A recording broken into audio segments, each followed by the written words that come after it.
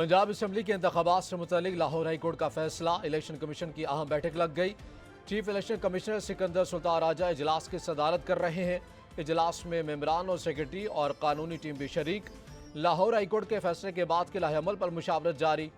एक बार फिर गवर्नर पंजाब को पुल डे के लिए राबता करने पर मुशावरत होगी।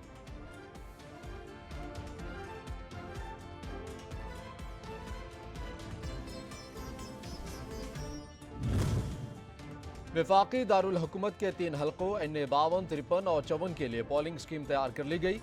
तीनों हलकों में मजमूई तौर पर 43 उम्मीदवार मद्दे मुकाबिल हैं। मज़कूरा हलकों में ज़िमनी इंतखाबात 16 मार्च को होंगे। इमरान खान के खिलाफ खातून जज को धमकाने का केस। इमरान खान की आज हाजिरी से इस्तिस्ना की दरख्वास्त मंजूर कर ली गई।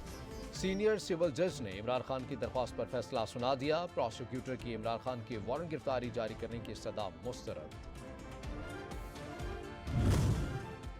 सेनेट में अपोजिशन लीडर शहजाद वसीम कहते हैं कि वजीर दाखिला का बयान आया है कि हम सेनेटर शौकत तरीन को गिरफ्तार करेंगे।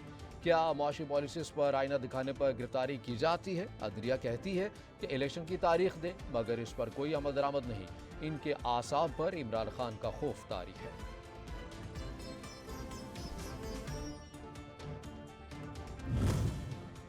तहरीक इंसाफ सिंध के सदर अली जैदी ने कहा कि PDM हुकूमत अपना ज़्यादातर वक्त सियासी मुखालफिन के खिलाफ जाली मुकदमात बनाने में लगा रही है। बदमाश हुकूमत सियासी मुखालफिन को वतन का गद्दार साबित करने में मसरूफ़ है। मौजूदा नाजायज़ और फाशिस्ट हुकूमत तो मुल्क से ही वफादार नहीं।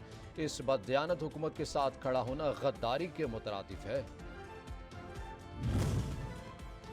और आलमी शोहरत याफ्ता हिदायतकार, सदाकार, मारूफ अदाकार और TV मेज़बान ज़िया मोहिउद्दीन 91 बरस की उम्र में इंतकाल कर गए।